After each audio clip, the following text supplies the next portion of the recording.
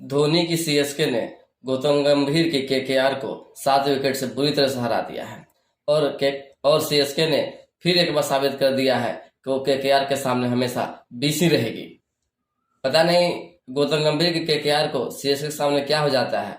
ये वही केकेआर है जो अभी तक से इससे पहले 3 मैच खेली थी, जिसमें वो अपने विरोधी टीम को बहुत ही देखा जाए तो एकतरफा हरा दी थी। लेकिन वो सीएसके के सामने आते ही वो भीगी बिल्ली बन जाती है। ऐसा मैं नहीं, इन दोनों के रिकॉर्ड बोलते हैं। इन दोनों के बीच अभी तक से 30 मुकाबले खेले गए हैं, जिसमें 19 सीएसके ने जीती है और मात्र 10 ही केकेआर जीत पाई है। और बात करें सीएसके के होम ग्राउंड में, तो केकेआर का और भी बुरा हाल है। ऐसे भी गौतम गंभीर ने मैच से पहले ही बोला था कि मैं धोनी की टीम के बारे में ज़्यादा कुछ बोलना नहीं चाहता, क्योंकि धोनी एक लेजेंड प्लेयर है और एक महान कैप्टन है। शायद गौतम गंभीर को भी एहसास हो गया था कि सीएसके के सामने उसकी चलती नहीं है और उसके होम ग्राउंड में तो बिल्कुल भी नहीं चलेगी। बात करें इस मैच की, तो यह match M A Chidambaram stadium Chennai में खेला गया, जो कि सीएसके की होम ग्राउंड है। इसमें सीएसके ने टॉस जीतकर पहले फील्डिंग करने का फैसला लिया और उसका यह फैसला सही भी साबित था, क्योंकि केकेआर का पहले ही बॉल पर तुषार देशपांडे के पहले ही बॉल पर सॉल्ट, तो उसका ओपनर है, वो आउट हो गए।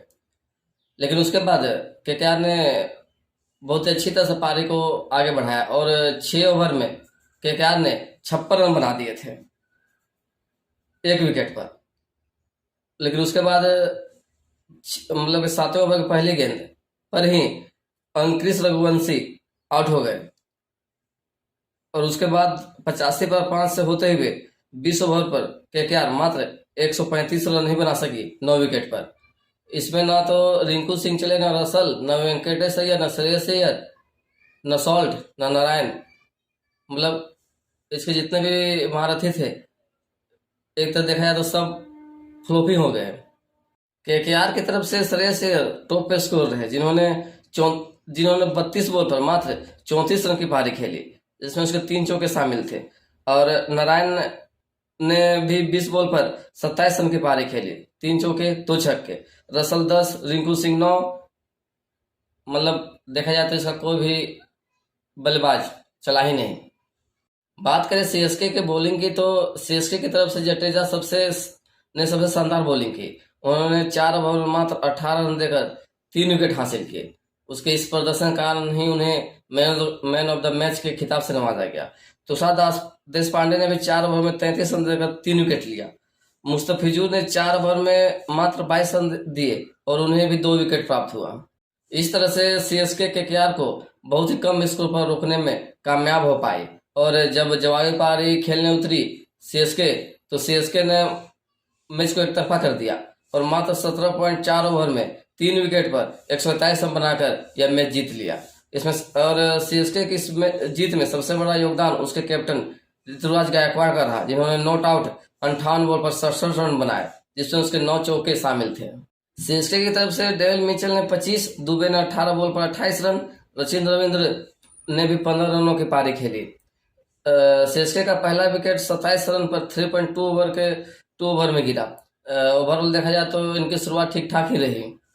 इस सीएसके की पारी की सबसे मेन बात ये रही कि जब दुबे 18 बॉल पर 28 रन बनाकर आउट हुए, उसके बाद फील्ड पर आए एम एस धोनी, और जिस तरह से वहां के दर्शकों ने इसको एंजॉय किया, तो ऐसा फील हुआ था जैसे कि वे लोग दुबे का आउट होने का ही इंतजार कर रहे थे। और सभी को ऐसा लगा था जैसे कि धोनी पहला ही बॉल पर चौका छक्का मारकर जीत दिला देंगे। जब दुबे आउट हुए उस समय 3 या 4 रन की जरूरत थी सीएसके को, पर धोनी ने ऐसा नहीं किया। उन्होंने सिंगल लेकर ऋतुराज गायकवाड़ को चांस दिया विनिंग शॉट खेलने का, क्योंकि ऋतुराज गायकवाड़ ने बहुत ही अच्छी पारी खेली थी, इसीलिए उसका क्रेडिट एम एस धोनी नहीं लेना चाहते थे। यही कारण रहा कि उन्होंने सिंगल लेके उसे दिया और बाद में विनिंग शॉट ऋतुराज गायकवाड़ ने ही लगाया, चौका। बात करें केकेआर की बॉलिंग की, तो केकेआर की तरफ से वैभव अरोरा सबसे किफायती बॉलर है, जिन्होंने 4 ओवर में मात्र 28 रन देकर 2 विकेट हासिल किए। लेकिन केकेआर की तरफ से जो सबसे महंगे खिलाड़ी रहे हैं, जिन्हें मैं शुरू से ही उसके बारे में बोलता आया हूँ, मिचेल स्टार्क, जिन्होंने उनका भी इस मैच में जिस मैच में मतलब बैटिंग करना बहुत ही मुश्किल नजर आ रहा था, उस मैच में भी स्टार को 3 ओवर में 29 रन कुट दिया गया, मतलब 10 का इकोनॉमी के से मोटा मोटी। तो आप इससे अंदाजा लगा सकते हैं कि स्टार का क्या हाल है। जो कि स्टार सबसे आईपीएल के सबसे महंगे खिलाड़ी 24 करोड़ में उन्हें खरीदा गया है। पता नहीं गौतम गंभीर और उसके टीम ने क्या देख के उस पर दाव लगाया है, आज तक से समझ से ही मेरे बाहर है। ओवरऑल देखा जाए तो सीएसके अभी तक के अपने तीनों मैच जो उन्होंने होम ग्राउंड में खेली है, उसमें उन्होंने जीत हासिल की है। और 2 मैच जो जिसमें सीएसके की हार हुई है, वो उसके होम ग्राउंड में नहीं था।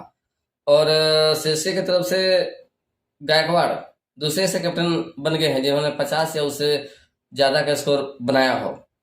मतलब धोनी के बाद गायकवाड़ ऐसे दूसरे कैप्टन बन गए हैं। ऐसे तो बॉल देखा जाए तो धोनी ही सबसे ज्यादा समय तक कैप्टन रहे हैं। एक बीच में मौका मिला था जडेजा को, पर उन्होंने कुछ खास नहीं किया था। और सबसे बड़ी बात है कि 5 साल बाद कोई सीएसके कैप्टन जिन्होंने 50 रन बनाया हो।